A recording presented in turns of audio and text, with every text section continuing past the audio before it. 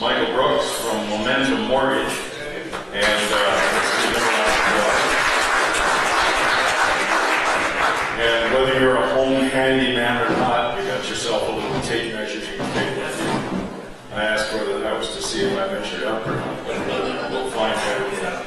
Anyway, if you're interested in sponsoring, if you haven't been a sponsor here yet, do speak to Ron Brooks here after the meeting.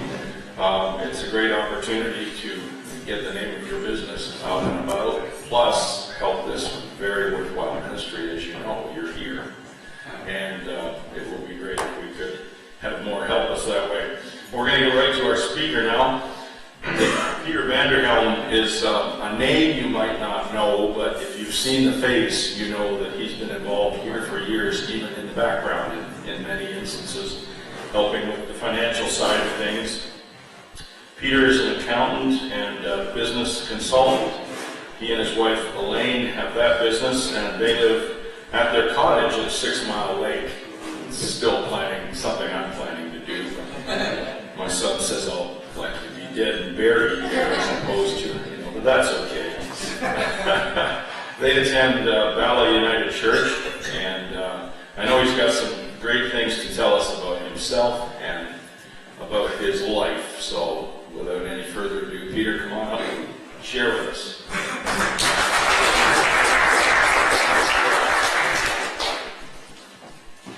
I always hate following John because he's got the radio voice and nothing ever sounds quite as good after. Before I start, I asked Ron if it would be okay. This Friday, for those of you that haven't been before, there's a leader cast. It's a one-day event that I've attended for years.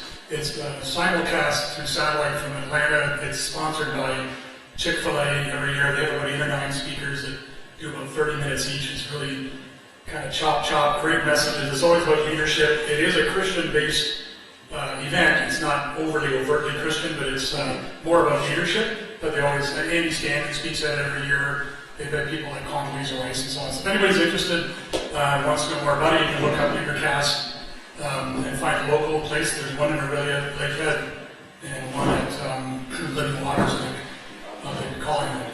So if anybody wants more information, you can ask me after as well. And before I start, I'd like to, John mentioned that I've been involved with CDC for about 15 years, which is true. I got involved originally when they had some issues with their status with Revenue Canada, which we all have occasionally. So we got that straightened out, and Bruce and Trevor asked me to help out. We got that done, but Ron Brooks is someone who doesn't get nearly enough recognition. He's been involved long before I was. And things like this just don't happen unless somebody has a heart for it. And he should be about 3 other places today, probably 4. But he's here, and I think we all have got a gratitude.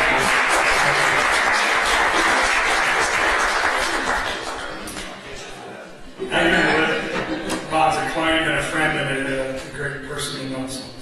Anyway, I did do this about 12 years ago, so if you're worried about me saying the same things, don't, because I don't remember what I said anyway. But I started doing this one about 2 months ago, and then I left it for a couple months because tax season happened and other things. I had a title that was called Be Prepared, because a few things had happened and I wasn't prepared, so I thought I'll call this speech Be Prepared. And then I thought Ron would laugh because he knows that in my world, prepared is not something I'm really exceptional at. I'm good at it. So I changed it to Be Prepared to Need Faith. And I'll just walk you through things about me, and then hopefully you'll see where that all ties in the end. So I was born and raised in Port Credit, which is now Mississauga, and I went to school, grade school, in Clarkson, which is now Mississauga as well. It was John Knox Christian School. I went there for 8 years. There were 6 rooms and about 120 to 140 kids. And my mom insisted we go there, and she paid for us to go there by working extra things, scrubbing floors and so on. My dad disagreed, still does, and so I consider myself to have come from a half-Christian home. But it worked out fairly well. The principal was a guy named John Van Dyke. He was a chain-smoking, tough disciplinarian guy, but he was fair and he really cared. And I remember 2 things about John. First, he taught me how to spell principal in 2 different ways. And he reminded me that the way to spell his principal, the job he had, was with P-A-L at the end because he was our pal. The second thing I remembered about him was when I asked him what he hoped we learned at John Knox when I was graduating, he said all he wanted was for us to be prepared to go out into the world. Then I went to high school 8 years with the same girls, and my seven girls in my classes didn't really prepare me very well for the romantic side of high school. That was kind of tricky, and I also wasn't prepared to tell the world I was a Christian. So I was a bit of a lost soul at high school. I mean, after all, being part of the Christian Fellowship Club was right up there with the AED Club and the Chess Club in terms of being cool. So I survived high school. When I checked recently, the building was still there, so they survived as well. I don't remember a whole lot about high school, but I do have only a couple of friends that I see on rare occasions. Recently, my wife and I have talked a lot about why I don't have more friends from high school, and I said it's probably just because I wasn't prepared. I didn't know who I was. I didn't know who my faith was in, and I really didn't know where I was going. So I went off to college. I worked several summers with my dad as a carpenter, so logically I went into accounting. And again, a little bit less than prepared. I learned a lot in the following 3 years that I did my designation. I got my professional accounting designation. I'm a CPA now. And that all turned out rather well. I actually was prepared to become an accountant because I had some education. But there was this thing that happened right in the middle of my college that I wasn't prepared for, and it changed everything. My college summer job was an animal control officer, which is also known as a dog catcher. Totally something I was prepared for as well. It's hard to see a trend, I'm sure. So on the way home on the way to lunch one day, I was radioed in. It was official. I was going to lunch. Everybody was prepared. Then there was this call on the radio for a stray dog, literally right where I was, driving around. So I said, you know what, I'll take that call. Then I'll get the dog. Then I'll go to lunch and I'll bring the dog in after. It wasn't hot. No problem. So I did. So I get there, and the person that had the dog, not the same person who called about the dog, wasn't going to let me take the dog. He refused to let me take the dog because he knew what we did to strays. He was sure we were going to take it back, and we barely had the engine turned off before we euthanized it. So I tried to tell him how that wasn't true. I was totally prepared. I mean, I had bylaws, clipboards, the whole works. I had a badge on my shoulder, blue shirt on. But he would not move. And then his 16-and-a-half-year-old sister came home from piano lessons and came over to see what all the yelling was about. And I was not prepared for her.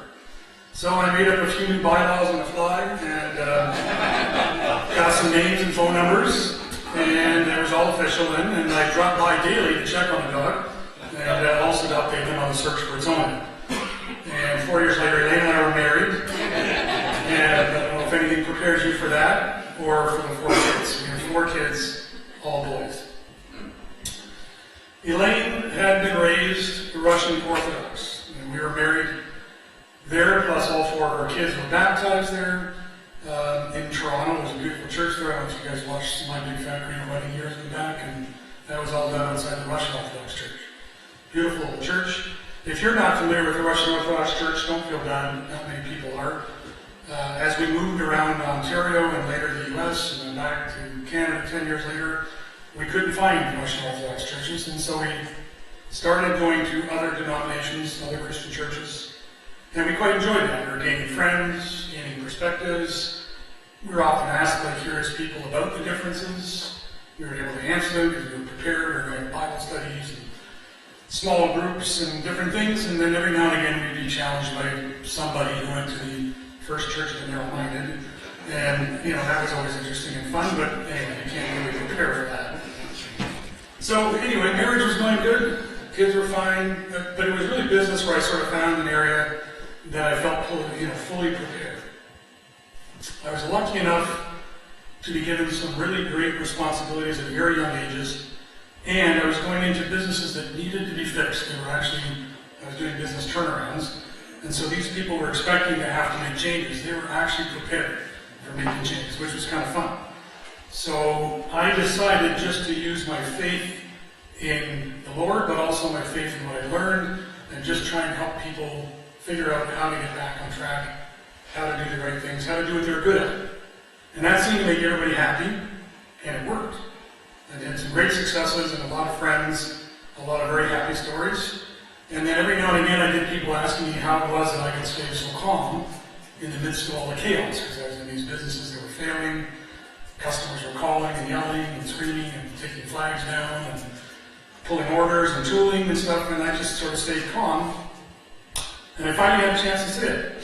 I had my faith, and that meant that I didn't have to have all the answers, which was kind of relaxing, kind of nice, and I finally had a context that I could put how all this stuff made sense to me and why it made sense to me out there. So you might ask, how did the faith have much to do with all this? And I mean, here's the point for me. Life hands us all constant challenges, constant change that we're never really prepared for. And so all we can really do is have faith. We can have faith that we don't need to know everything, we don't need to understand everything. Faith that all is really expected of us is an honest effort. Faith that all we really have to do is be enough, and if we'll only try, that'll be fine. Faith that if we step out into the unknown in the service of others, someone will pick us up if we fall.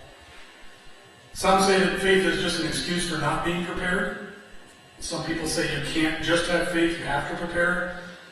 In my short time on this earth, what I've seen is that having faith is being prepared.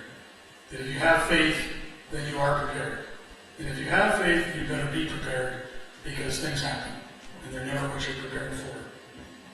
Funny thing about faith, to me, is that faith seldom makes sense, seldom feels comfortable when you're looking forward into the unknown, but it seems totally obvious and simple when you're looking back, after completing some seemingly impossible task in a life well lived.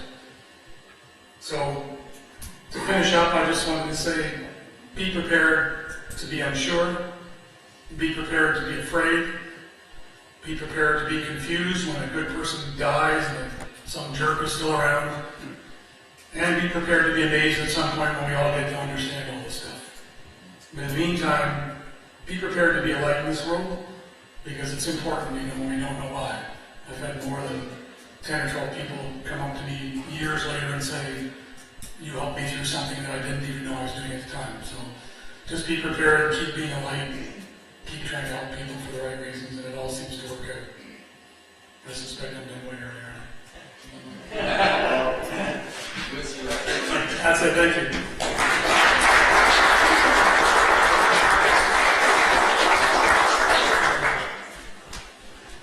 One of the things about having my accountant here today is he'll understand this. I didn't bring him a plaque because I can't afford one.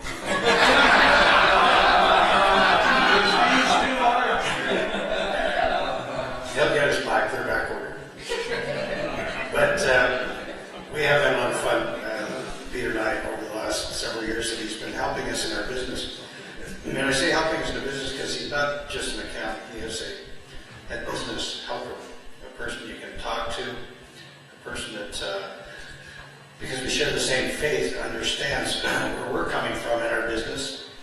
And so I was very privileged that Peter offered to share his story. And I'm glad that he shared it the way he did, because the beauty of it is we're all different. And God created each of us uniquely and for a specific purpose in life. And the amazing thing is that we never get to that point until we connect with Him and realize this is why I'm where I am and why I am who I am. So I thank the Lord for Peter, and I do want him to have a copy of that, because that book changed my life, as you guys know, because we give them to each of our speakers. I want to thank you for finding this place today. It is different. We expect to be back at some shore. However, I've had a few comments here that this is really nice. Parking's free. So I can arrange to have our luncheon here if you want. It's a little harder on our caterers because the facilities are not quite as nice. And so I would appreciate your input later. By the way, before we go, how many people here got the email and opened it? Thank you. Yeah. Just so you know, we have 143 people on our email list. And we live in a real world where people work in Toronto, people travel, people do all kinds of different things. So it's just a pleasure when we get 30, 35, 40 people to come together for lunch when everybody's so busy. So I want to thank you. I want to thank Peter again for taking time out of his schedule. If you are willing to and feel led to share your story, we really appreciate hearing from you. At this point in time, we have one more luncheon coming up in June, the second Wednesday of June. And I am sitting down with a young fellow who has offered to share a story, and I'll be hopefully confirming that by email with you guys. So thank you. In the summertime, we're off for July and August, and we're back in September. If you know somebody that you think would enjoy this, just invite them out. It's the best $20 you'll ever invest in them because they'll get a chance to meet some really nice people. So thanks, folks. Have a great day. And again, I want to thank my son Mike for sponsoring. Between my 3 sons, they have all sponsored, and so I'm very proud of that. So thanks again. Love you guys very much. Appreciate all you've done in helping us to reach out to the city, reach out to the Christian community, and reach out to the folks that perhaps don't yet know Christ and that might be willing to consider what that really means. Okay, so have a great day, have a great week, and they'll hear from us by email.